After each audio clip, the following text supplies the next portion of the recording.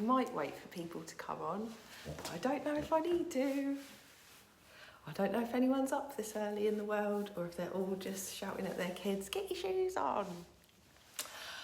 Oh, there's one person. Hello, one person.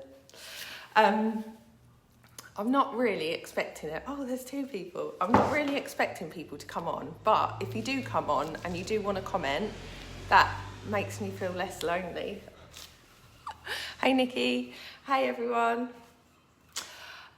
So I'm just so excited to be here, and everyone is so up for it, and I'm just over the moon for you all because I really feel like this is going to be life-changing for so many people, and it's one of those things that the more work you put into you, who is going to be with you for the rest of your life, so you might as well, but the more work that you put into yourself, the more results that you get with anything in life. But this is one of those things that, sorry, I'm just going to lower the comments. Anyway, oh my goodness, there's 22 of you. Right, I better start talking.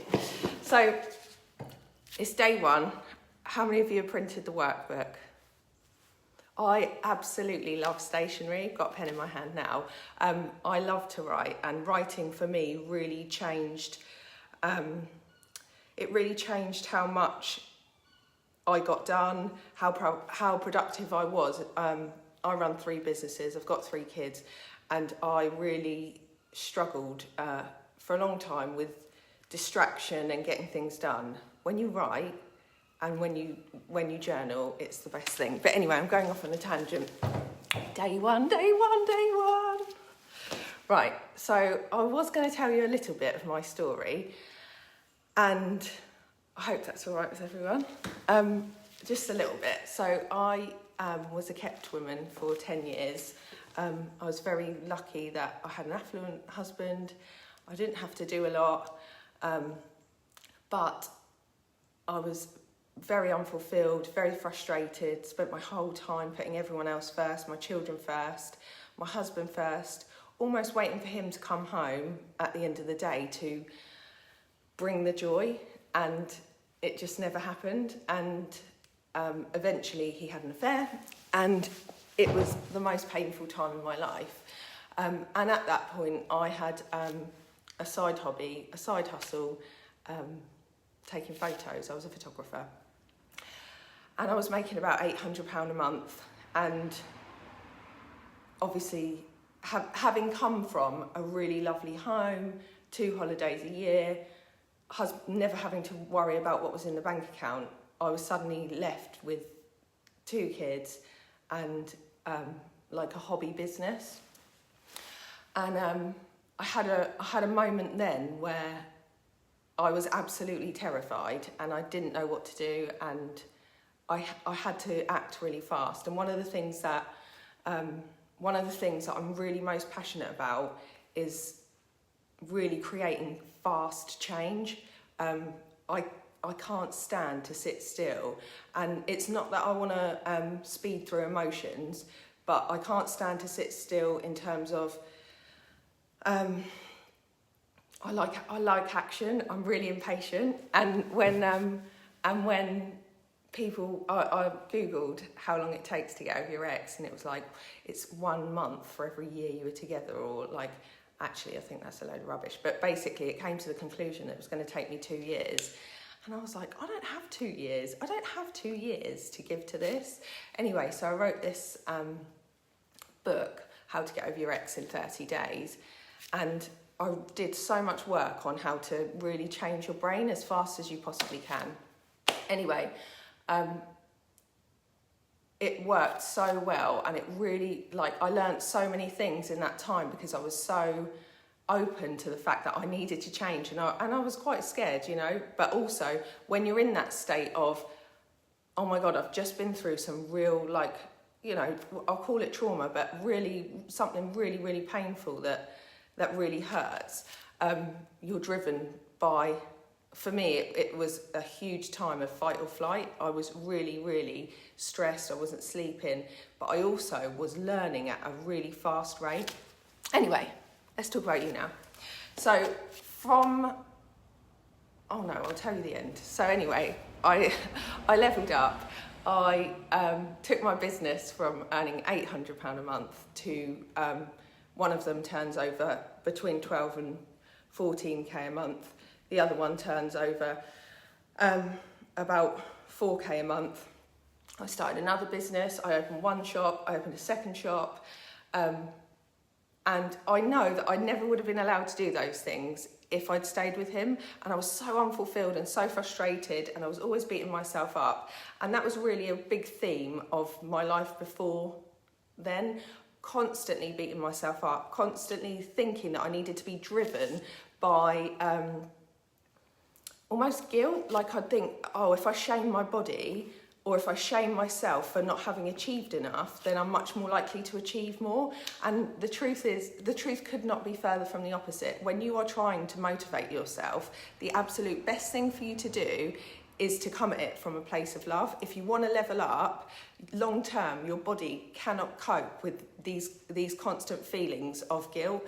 So you will go almost in like a crazy eight of, you know, action, and then you'll go straight back into, I don't know, say for example, if you're fueling, say we're talking about bodies, if you're fueling weight loss, or you're fueling your journey by telling yourself that you hate your body, you will probably go action, and then you'll go flip into it, and then it'll be like binge eating or lots of purging, and it won't be that you're actually looking after your body in a kind way. Whereas if you say, I'm going to get fit because I love my body, or I'm going to change my life because I love myself, then it comes from a place of good, and it changes the way that you go about things. So for example, if you love a child or a husband or a partner, you want to look after them. It comes naturally to you to want to feed them, to take them for walks, all of those things. So what we really need is to come at this whole 21-day challenge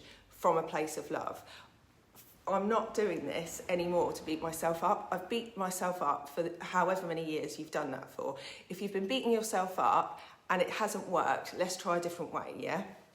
So I'm going to talk about the brain a lot because I love the brain and I want to explain it to you. But basically, I like to think of the brain as being a map, yeah? Your brain's like a map, and you will walk down the same road every day. And when people talk about the 12% that we use, or, you know, people use 12% of their brain, it's not that we all use the same 12% of our brain, it's that we stick to the same road on those maps. So when you're walking around you walk in the streets, let's say you've got a road map and you walk the same street every day.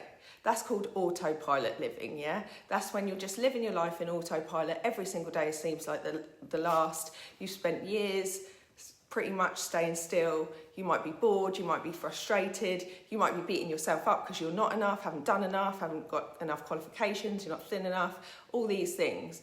And you're just sticking to this same neural pathway, yeah? The same bit of your brain. The minute that you decide to make a change, and that is what a lot of you have committed to doing today, and I'm so proud of you all, because it's an amazing thing. Just to be open to change is an amazing thing. But the minute that you decide that you're going to make a change in your life, it's like you step off your map and you start walking a different direction. And when you start walking a different direction, you change the trajectory of your life. You change the direction it's going in. So if you can imagine you're swinging a golf club, yeah? I don't know if you play golf, or you're pulling an arrow. It's a bit like you move 2 millimeters to the left and you swing it, and that golf ball's going to end up in a completely different place to where it was going before. The same as your life. I don't know if any of you watched The Butterfly Effect in the 90s. You change one thing and your whole life changes. And the good thing about this course is we are changing it from a place of love. The only thing that joy attracts and happiness attracts and positive vibe attracts is more positive. And we'll talk about that later. But anyway, so, sorry, my son rang. Back to the brain. When we are living this life in autopilot, we're not questioning the status quo. We're not changing any of our behaviours. The quickest way to do that is, one, to speak differently. So I don't know if any of you have heard of NLP, but NLP is neuro-linguistic programming, and that's basically the behaviours and the things that we say about ourselves become those highways. The more we say it, and the more we say it to other people, and the more other people reinforce it, the stronger it becomes. And most of the time, our programming around fear and around pain and around shame and around the things that we're afraid to try to do is all because of something that someone else said, of someone else's opinion that they put on us, of something in our life that may have happened in our formative years, or it might be more recently, but for most of us, something like that sticks. And other things might have hurt us ever since, but it will normally be that same wound that was cut as a child. And if you can think of that, and you have got your workbooks, this is something that will have been a great source of pain to you. And for me, and I'm going to tell you my story in terms of this, I used to make art every single day, and I was obsessed with making art, and I would call myself a creative child. I was an artistic child, and I spent my whole school life just making loads and loads of art, and the teachers were amazing, and they just gave me more and more and more. And I never married results with the art. I just did it because it was something that I did. I loved to do it, and no one ever told me it was brilliant, and no one ever told me it was rubbish. It was just, you know, this is a nice thing that she likes to do, keep her amused. And then when I went to college, they told me that my stuff was too GCSE. And I got an A star in GCSE, and I was a great artist as a child. I'm saying that to my inner child, you were a great artist. But this teacher just kept saying to me that my stuff wasn't enough, but she'd never give me constructive criticism on it. It was always that it was too GCSE, or she'd pull this weird face. And I stopped making art because one person told me that my stuff wasn't good enough, and it took me 10 years to realise that a massive part of who I was had been squashed because of one person's opinion of me. And that if I really wanted to live my life as fully as I could, I had to recognise that one person's opinion was really irrelevant to my story. What would have happened if I'd have carried on making art at the same rate for those 10 years where I had not made art. Anyway, so I decided to pick up a camera, and my ex-husband had bought me a camera, and it had been sat in the drawer for ages because I was terrified of using it. I was terrified of failure. I was terrified of trying to do anything again and falling over. But more so, I probably associated making art and doing something that I love to do with pain and with it being actually a huge risk. So I did that, and I was brave, and I picked up my camera, and I said I was going to play, and I was going to take one photo every day for a year just to see what happened, with no tie to the outcome. I didn't want to do it and think, right, if I do this, I'm going to have a business that makes me this much money, or any of those things. I just wanted to do it almost as a healing tool to the trauma. I mean, it wasn't trauma, I don't know if we'd call that trauma, but, to the pain of the fact that I'd had an art teacher that told me that I wasn't enough, yeah? So, I want you to really think about what has been projected onto you as a child or a teen that has carried you into your adult life, that has just become one of those neural pathways, that's just become one of those stories that you tell yourself, and that you're the idiot, or you're the late one, or you're the silly one, or you're, she's the one that always tries to do these things but never actually does them, or, whatever it might be that someone has projected onto you.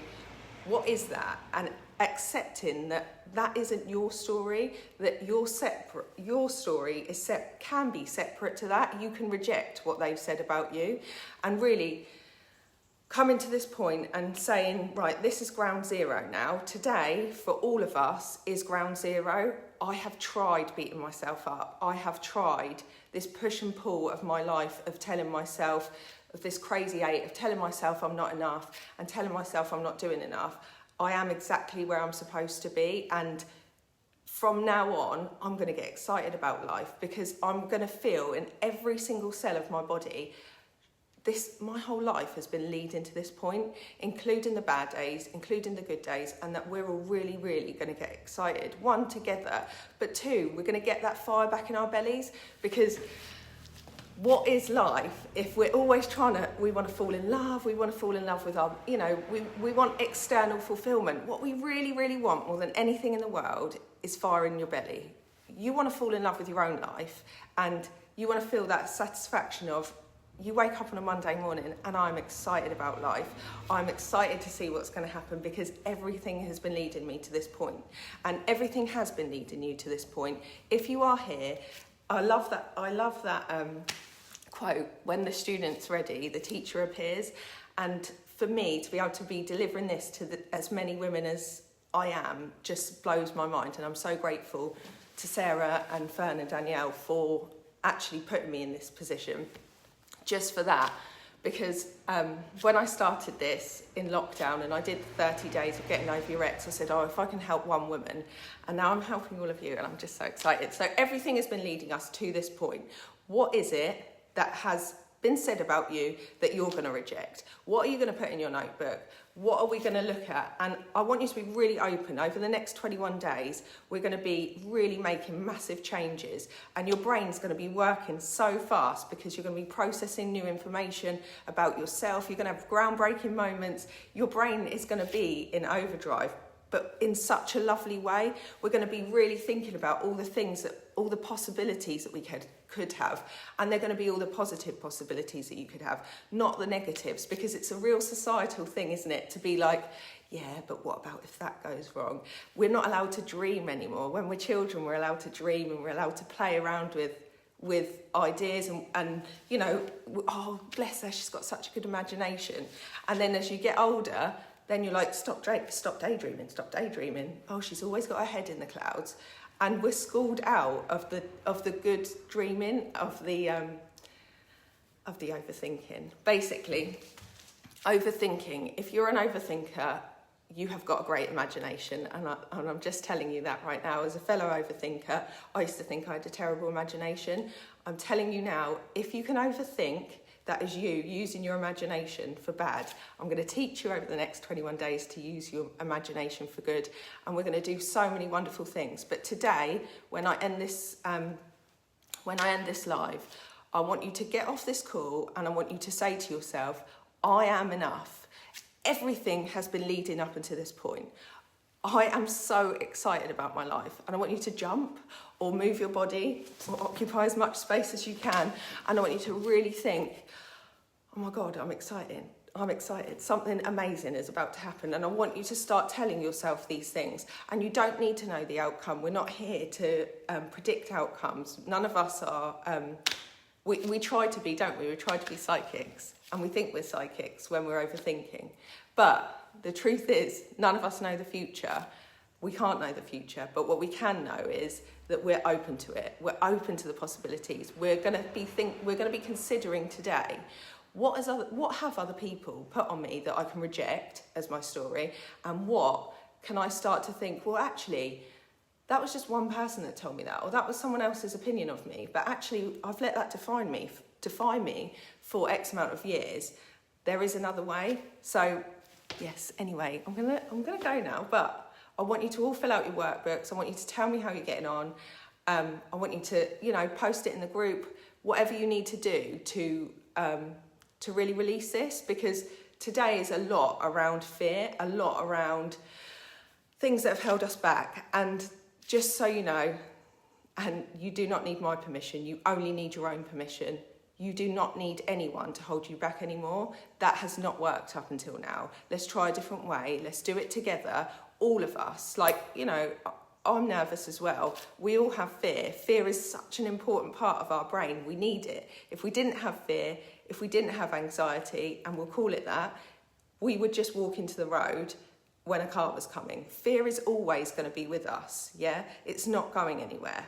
The good thing about it is that you can say to fear, hey, listen, fear, I know you're always going to be here with me now. I accept you, but I'm not letting you do the driving anymore, okay? So from now on, today, I want you to leave today feeling like, oh, I'm excited. I've got some fire in my belly. And I want you to really have an open mind and tell yourself, I know much less than I thought. I've been driving down that same 12% of my brain. And today, just by doing this, just by watching this call, just by filling in your journal, you are deciding to step off your 12%, and we're going to go into 13. We're going to go into genius mode together. But anyway, I hope you have the best day, and I'm excited to see you tomorrow. And tomorrow, what is tomorrow? I should know this. I started mapping them out. 1 minute.